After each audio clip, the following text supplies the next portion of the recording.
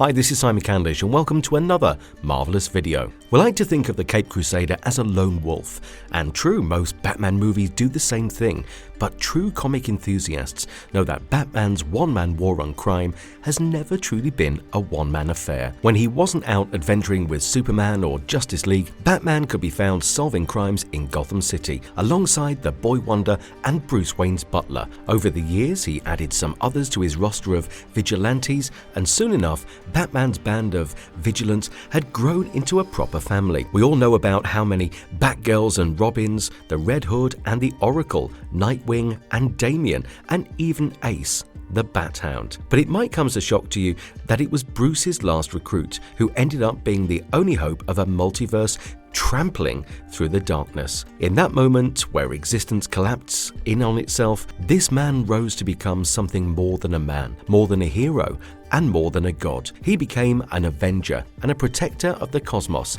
that goes ignored by the realms above, and his name is the Final Knight. But how did he get to that point? And who exactly is he anyway? We'll answer all that and more in this video. This is the origins of the Final Knight explored. Before we go into our explanation, we have a very small request. If you like our content, then please support us by subscribing to our channel. This is a small click for you, but for us, it means a lot. Thank you, and let's begin. An unnamed child becomes Batman's greatest apprentice. Duke Thomas becomes Signal. The man who would go on to become the last hope of the entire Dark Multiverse made his debut as a nameless child that was saved by Batman whilst he was fishing. But it was clear from the beginning that Duke Thomas was going to be something more than yet another Robin. During the 0-year storyline, Batman was saved from Riddler's hurricane by the Thomas family, and that is where he met the young boy. Bruce was thoroughly impressed with him because he was a kid actually trying to take on the Riddler, even with his ridiculous proposition. The riddling revered rogue had challenged the citizens of Gotham to come up with an unsolvable riddle, and he would give up control of the city if they succeed. So Duke began training his mind to come up with an unsolvable riddle for him. Impressing the master tactician within Bruce, he left the kid in the care of his parents and went out to take down the Riddler, not knowing how integral they would become to his story. During the Joker Endgame storyline, the Clown Prince of Crime deduces Batman's identity and kidnaps Duke's family to recreate the night Bruce lost his parents in front of his eyes, using the very people who once saved his life. He took it a step further by exposing the parents to Joker toxin, so that even if they survived, they would haunt both Bruce and Duke's worst nightmares for years to come. Though Batman was able to save their lives, he was unable to save their minds. He left Duke in the care of Julia Pennyworth before setting off for a climatic battle with the Joker, after which he vanished, leading everyone to believe for a time that Batman had truly died. And when the city of Gotham descended into chaos, it was saved not by a colony of bats, but a flock of robins. Duke Thomas was put into the foster care system by the time we rejoined this story, and it was clear that he had been there for a while. What was once an immaculate student had now become a delinquent prone to escaping from every foster home he was put in, and worse yet, getting bad grades. Everyone in Duke's life told him one thing, and one thing only: to stop running away. But he couldn't. He knew his parents were still alive and out there somewhere after the Joker pulled his sickening endgame against Batman, and he had to find them. After investigating for months on end, Duke ended up following a lead into a sewer, where he came upon a hostile congregation of homeless people. They had seemingly created a city for themselves in the sewers of Gotham, and they did not take kindly to outsiders. And what's more, they were planning to commit an act of terrorism. As soon as Duke was discovered, they set upon him, intending to neutralize the threat to their plan, but they were thwarted by a mysterious group of teenagers in red biker jackets. After saving Duke's life, these kids were instructed by their leader to leave him for the authorities instead of taking them with him. That same leader then tested Duke's resolve to become a vigilante, and after he passed, gave him a red jacket with a Robin insignia on it and made him part of the We Are Robin movement. Duke and his fellow Robins followed the Nest's orders and managed to foil the terrorist plot to bomb the Hall of Records to smithereens. But he ended up losing a comrade, feeling his pain of losing someone of the cause for the first time. This fostered a strong sense of leadership in him and put it to use during the Robin War, when Damian Wayne went over the Court of Owls. It was not just the fact that his old allies helped him throw down with the Talons. Duke's words moved a disillusioned Damian into realizing his father's true goals, with the mantle of Robin, and forsook his oath as the Grey Son of Gotham. Following the events of the Robin War, Duke began working at the Lucius Fox Center for Gotham Youth, where he met a still-alive, amnesiac Bruce Wayne. This is where Duke's transformation from a wannabe vigilante into a full-blown member of the Bat family actually began. Using his innate gifts, Duke was able to deduce the identity of the mysterious supervillain Mr. Bloom and help Batman defeat him, despite being told how thankless the life of a Cape Crusader will be. When Bruce saw that Duke's mind could not be changed, he decided to take him on as a newest apprentice. And when the boy said that he had quite enough of being a Robin for a lifetime, Bruce revealed he had something different for Duke in mind, as he unveiled a bright yellow suit for him and a brand new codename, the Signal. Batman puts his newest protege through a training program that Alfred likes to call the Cursed Wheel. In an attempt to mold Duke into the best of his family members as fast as he could, he not only trains him in every form of combat and investigation he is familiar with, he also puts him in literal life or death scenarios. Batman has him go up against Victor Zsasz, Two-Face and the Riddler, one after the other. The last part of this training program made Duke realize why Batman did not want to train him like the rest of his family. It was because Duke was a meta-human. After confronting the Riddler and his old friend Mr. Bloom and saving his mother from their schemes at the same time, Duke Thomas starts having strange visions of the past and the future, and he realized that he is more than just a mere mortal. During Dark Days, The Forging, he inadvertently lets the Joker escape from the Batcave, but at the same time proves his potential by wielding the Green Lantern power ring effortlessly, despite it being his first time. During the events of Batman and the Signal, it is revealed that the Duke is actually the son of an enigmatic and seemingly immortal entity called Nomon. Nomon returned to Gotham and set up base in the Narrows, turning people into meta-human criminals with his powers, all in an effort to lure his son out. Nomon said that his infinite blood flowed through Duke's veins and that his purpose was larger than he realized, lining up with the idea that he was the central dial of a massive cosmic sundial that he couldn't begin to perceive yet. Batman and the Signal are able to defeat Duke's deadbeat dad and send him packing, and this is where he starts coming into his own as a meta-human superhero. He learns how to harness his photokinetic powers before experiencing the touch of Ishmael and gaining control over the shadows as well. These days he is a member of the New Outsiders force, being led by Black Lightning, but that's only because the Justice League were able to thwart Barbatos and his Dark Knight in the battle for the Omniverse. That happened in the world above. In the world below, however, there is a universe where Barbatos won and everything descended into the darkness. He is the last monitor, Duke Thomas's journey through the Dark Multiverse. Before we break down what happened in the Tales from the Dark Multiverse, Dark Knight's Metal, we wanted to give you an idea of just why Signal did not receive the same training as every other member of the Bat family. Sure, he was a meta-human, that is probably why, right? But what exactly are his powers? Well, to put it simply, the boy can see into the past and the future and is completely aware of the electromagnetic spectrum at all times. To put it simply, he is omniscient after a fashion.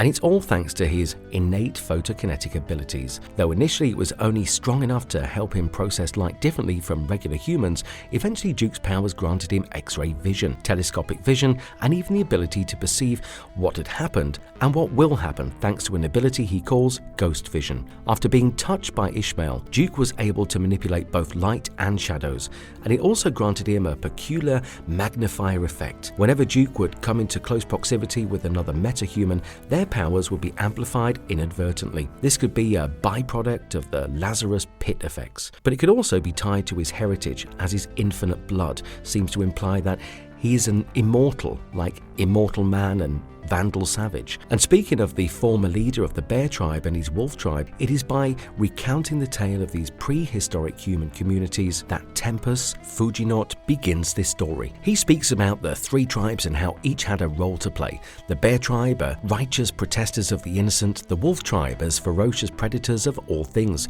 even men, and the Bird Tribe, which served as the nobility of prehistoric Earth. Only these three tribes were known to have existed to those who were aware of the true history of the cradle of the multiverse. But when Darkseid sent Batman back in time during the events of the Final Crisis, he brought a fourth tribe into existence, the Bat Tribe. When a mindless Bruce Wayne fought against Vandal Savage in the Paleolithic era, he was being watched by someone from a multiverse below his own. Barbatos made note of the time-displayed hero's insignia and used him to form the basis of his invasion into the actual multiverse. Over the course of several millennia, he manipulated events in such a way that Batman himself would become the conduit of his Dark Knights when they rode out from the dark multiverse to drag the worlds above into darkness with them. In the world above, the Cape Crusader and his Justice League allies were able to prevent Barbatos' plan from being fulfilled by using armor fashioned from 10th metal, aka Element X, to defeat him and chain him to the Forge of Worlds for the rest of eternity. In this version,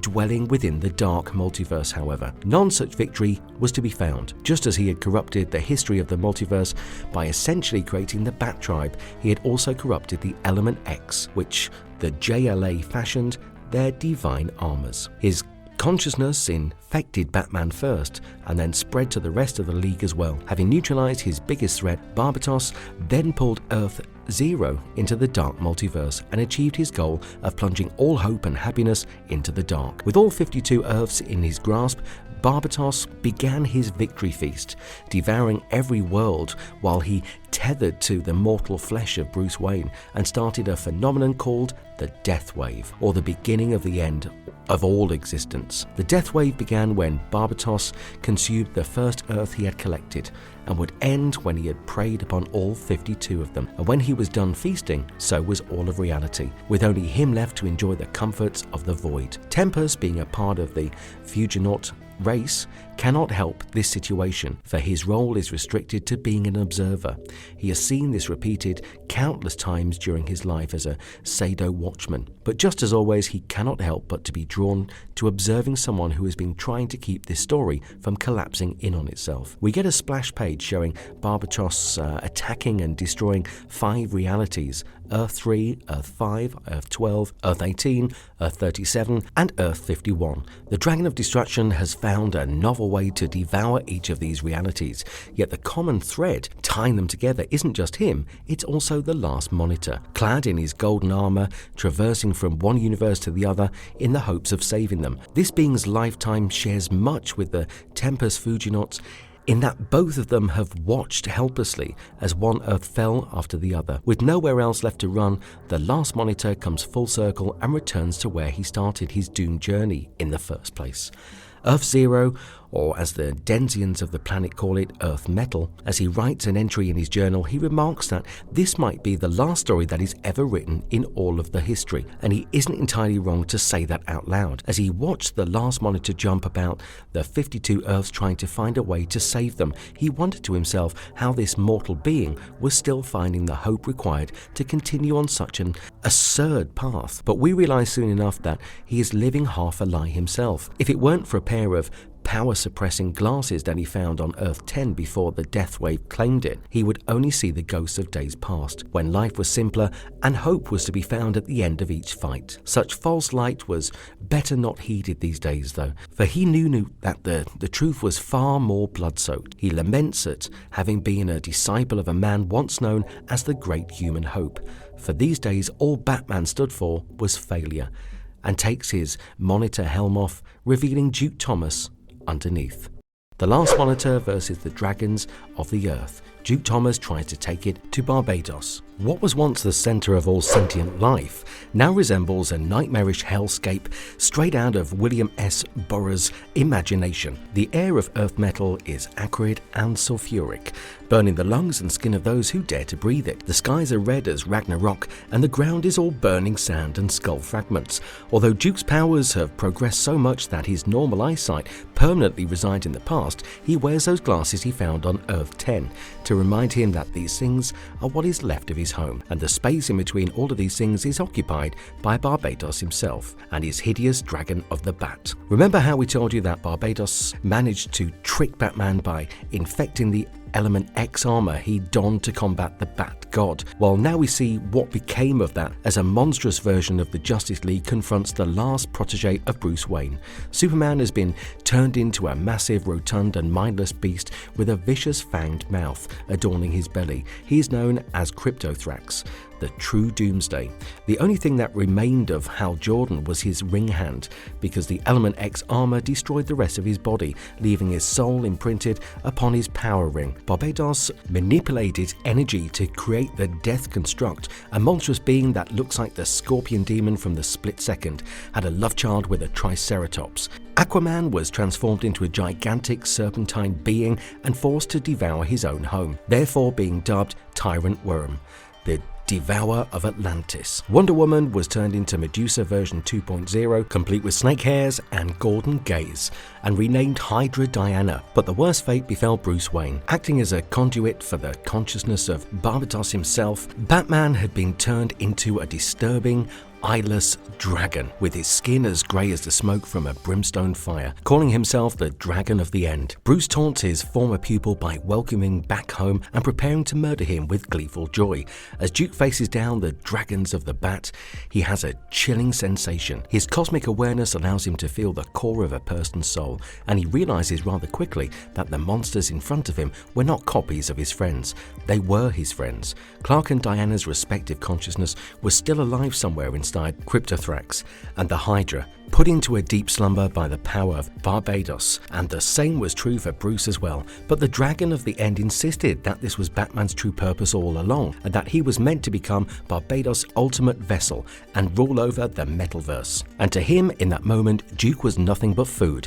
So he sicked Clark on him to remove this last bit of multiversal resistance against himself. Duke blocks Cryptothrax's heat vision with his armor shield, but it is clear that he doesn't know its limitations himself. As Barbados remarks he doesn't know how to wield a monitor armor, he is proven correct when Duke's gauntlets explode, and he is caught within Cryptothrax's belly jaws. Just as he thinks that he is about to get digested by humanity's greatest hope, he hears a peculiar note and knows that all hope is not lost yet, at least not for him. There, standing atop a hill overseeing the battlefield, was the lone warrior of Earth Metal. He had an axe strapped to his back, but when he drew it, it became clear that the axe was anything but a conventional weapon. Adorned with guitar strings, it was created with the raw ingots of the last power ring of the Metalverse, and a single riff was capable for blasting a dragon away. This is exactly what he did now, as he played a note and a powerful sonic wave forced Cryptothrax to regurgitate Duke out of his belly. And that is when he realized that this man is none other than Dick Grayson, the first son of Batman. He tells Duke he shouldn't have returned and asks him if the multiverse is dead, then why is he still alive? Dick Grayson is a jaded man, having seen so much death and destruction all around him. His face is burned where his visor used to be, and he has the kind of hair only post-apocalyptic characters tend to grow. A skull attaches his leather vest to his torso, and he wears a cloak that makes him seem like a wanderer on Fury Road. He has also got up a hella metal guitar axe called Parallax, which can disrupt the multiverse's frequency and is the only thing capable of countering Barbados's anti-music. It's clear that he has seen the too much to even feel hope anymore, but Duke Thomas, bless him, still tries his best. He tries to rouse Dick by telling him that he knocked a Kryptonian out with a power cord and that Batman would call him a coward for his retreat. But Dick cuts him off pointedly, telling him that this was all Bruce's mistake in the first place. He treated Darkseid's Omega beams like a joke, and now they were all trapped in this mortality, causing its punchline. Finding no argument against the truth, Duke resigned himself to follow Dick Grayson to his hideout, left only with his thoughts for company. They journeyed for days, though the former Nightwing had no idea he was being followed the entire time. The Sons of Batman crossed Gotham Labyrinth, a vampire nightmare for anyone who has been part of the Bat family. They passed through Burnt Metropolis, where the Daily Planet globe had been turned into a Sithonic demon. They traversed through the plastic forest, avoiding many limbs and teeth of their corrupted comrade Plastic Man, and saw Oblivion Bar truly earn its name. But the Duke saw that Dick's hideout was at the old Justice League watchtower. He gave him hope for Grayson, that he might be down in the fight, but he wasn't out for the count. Not yet. Signal followed Nightwing into his lair as quietly as can be, carrying the tooth of Cryptothrax that he had dislodged when Dick played the Parallax. And what he saw inside only gave rouse to his further spirits. Inside Dick's hideout were gathered the last people who could call themselves heroes in that entire reality. Hawkwoman was there, actively betting against Dick surviving the trip outside for supplies, and so were Detective Chimp and Red Tornado, who had merged into a symbiotic being. and also bet against Dick's survival. The Flash was the only person who had bet otherwise, but he wasn't exactly himself. After losing all of his flesh, he was literally a skeleton being held together by the Speed Force. And then there was the biggest man in the room, the former Dragon of Barbados, and the only one big enough to contend with the sheer size of his other dragons, Carter Hall, aka Hawkman. After he ventured into the dark multiverse and was corrupted by the Bat-God, he still retained a link to Barbados, but his connection to Kendra spanned across centuries, and in the end, he was still Carter Hall on the inside. The group is having a discussion about when the actual end was coming for them, since Carter could feel it approaching when Bobo points out that Duke had followed Dick to their HQ. The Flash shows up out of nowhere and accuses Duke of abandoning them, and Dick doesn't disagree. He reminds Duke of what he told them all before he leapt into the multiverse. "I'm going to save them all, Dick," he told Duke. He believed him then, and he believed him even now, but he was beyond caring at this point. There were no other words to save, only Earth metal and the approaching death wave. Duke acknowledges the fact that he couldn't save a single Earth like he had originally set out to, but that didn't mean he was going to go out without a fight. He appealed to each survivor's inherent characteristics and said that, sure, they could save all of reality from dying anymore, but if they banded together, they could at least kill the dragons of the Bat. The survivors regarded his words with stunned silence for a minute and then burst into laughter. Red Tornado told Duke that the odds of taking out even one dragon was insurmountable, let alone all 5 of them. And Kendra wanted Darkseid to clear out her bunk if taking the dragons down was going to be that easy, but surprisingly enough, it was Dick who asked Duke about this plan. Duke told them that to defend the dragons, they did not need to aim for total annihilation. One single fatal strike would do the job. Using the knowledge that the JLA had gathered on all their opponents over the decades, they could come up with a plan to contain each individual monster, because at the end of the day, they were being controlled. And that meant that they had a harness which tethered them to Barbados. All they had to do was rip it apart. Duke told them that they might not be able to save their reality anymore, but they can at least say that when this reality fell, hope was the last thing standing. He told them that if they fought and went out in a fight, they would not die as a remnants of a horrific society, but as the Justice League. Moved by his words, the team accepts his plans, and Duke personally thanks him for rekindling some of that old fire within him. But he tells Signal that if they were going to fight the dragons of the Bat, they would need a dragon of their own, and lucky for them, he knew just where to get one. The final stand of the Dark Multiverse, Justice League versus the Dragons of the End.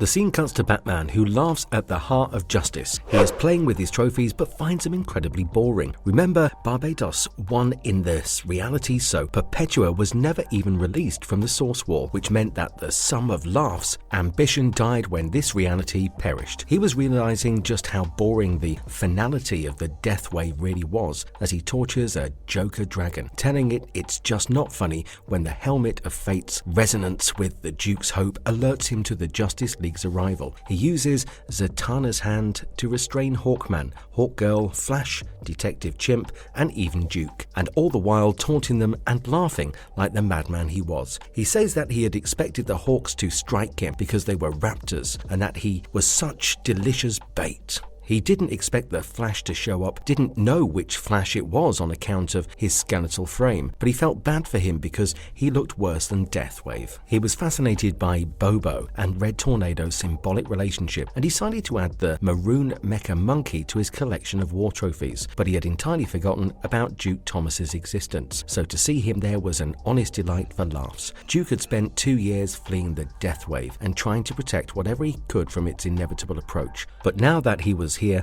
and the time had arrived, he found that he still wanted to go down fighting. He spat back in Laugh's face by telling him that he was so delighted with Duke that he should die with a smile as Nightwing chopped the Joker dragon loose and cooked the Batman, who laughs into crackling pork. And from the way Signal talks about it, it appears as though this Joker dragon is literally a Joker dragon, in that it had been created from that Earth's version of the Joker, because Duke tells him he has 3 options, which is 2 more than he gave his parents. The first is he tries to eat Duke, and the League kills him. The second is he tries to fly away, but then Barbados finds and kills him. The third option is he rides with the League into the battle. He might die anyway, that is true, but at least he will go down killing a god. Barbados and Laughs treat the Joker like a joke, so he is obviously down with the plan, and so Duke mounts him and the final Justice League prepare to attack. The Flash strikes first. He deduces that the death construct is fueled by Hal's soul. He urges Hal to reach out and take his own hand so they can both finally be at peace from their demons. It works,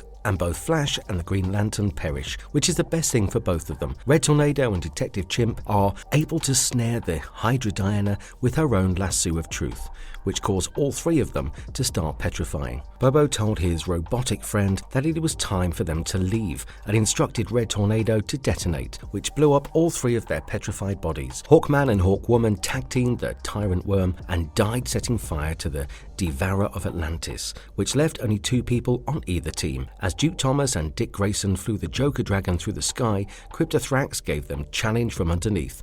The first Robin acknowledged that he and the last Monitor made a pretty good band, but it was time for his solo. Dick yelled at Cryptothrax that a metahuman's power came from knowing how to use it, and because he was a mindless beast to begin with, he was nowhere near Kal-El's level. Oh, and Dick Grayson was no longer Nightwing, as the buffoon had been yelling for the past couple of panels. He had a kryptonite pick and an axe and could literally change the frequency of the multiverse. Grayson dubbed himself the Dragon Slayer and jumped straight into Cryptothrax's belly jaw, strumming Parallax's strings with his kryptonite pick all the while. In his dying moments, Clark Kent thanked Dick Grayson for saving his life, and then only three living entities remained in all of reality: a Joker Dragon, the last Monitor, and protege of Bruce Wayne, the man himself, aka Dragon of the End. Barbados taunts Signal by telling him to come and die already, because that's all these Robins were ever good for, but Duke defiantly reminds him that he wasn't one of Bruce's Robins. He juices up his armor for one last ride and teleports away as Barbados attempts to sway him to his side. He tells the kid that he wasn't one of Robins because they were like sons to Bruce, and that he always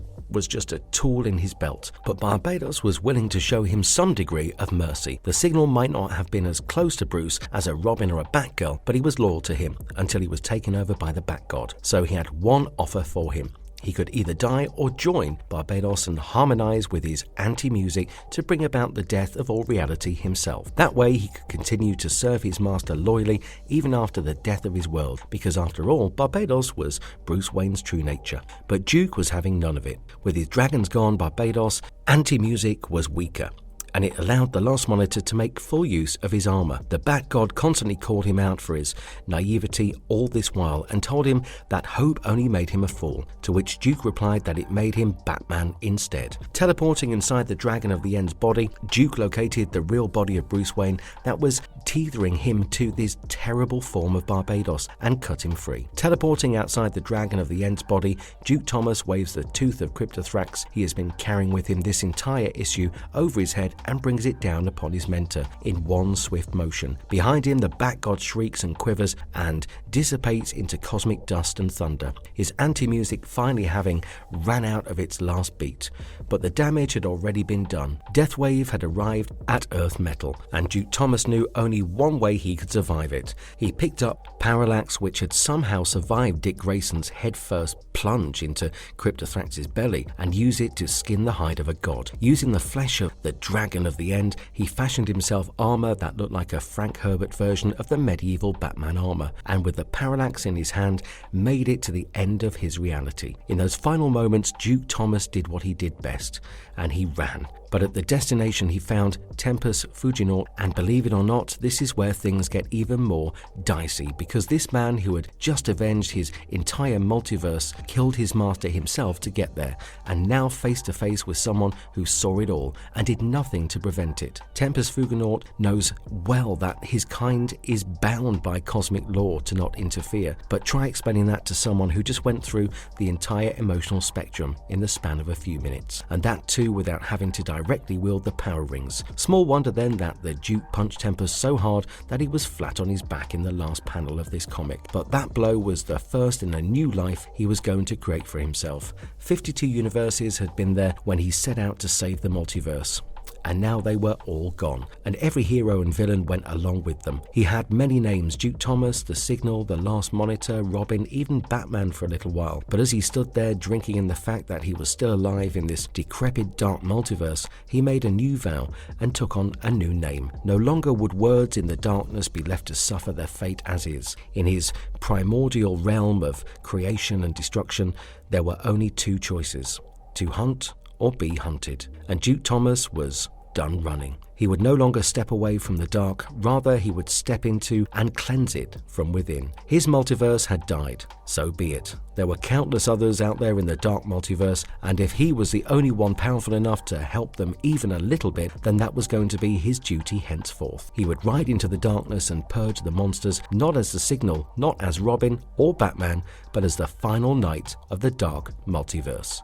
Marvelous verdict. And that is the story of how an unnamed kid who was introduced to the Batman pantheon 8 years ago ended up becoming the greatest superhero of not only his multiverse but the entire dark multiverse potentially. As the final knight, Duke Thomas holds every tool he will possibly need to defeat literally anybody. He carries an axe guitar made out of power ring ingots and wears the skin of Barbados, a being created by the World Forger, and his armor. It is a far cry from the kid who wanted to give the Riddler an unsolvable riddler to stop his rampage through Gotham City, but it is one that reflects the grim nature of reality. The fact that it was Duke who became the Last Monitor and then the final knight shows you just how untapped his character's potential remains. We still don't know if he is immortal or not, or with a certainty, and then there is the question of exactly what role he plays in the future of the Omniverse. It is likely that the final knight is just one glimpse of the great feats that the daytime protector of Gotham City will one day accomplish, but that remains to be seen. What cannot be denied is that this story was yet another example of why the Tales from the Dark Multiverse series is so great, because you never know who will be the one ruining the story this time, or who will come along to save the day, and sometimes the answers surprise even the most well-versed of comic book fans.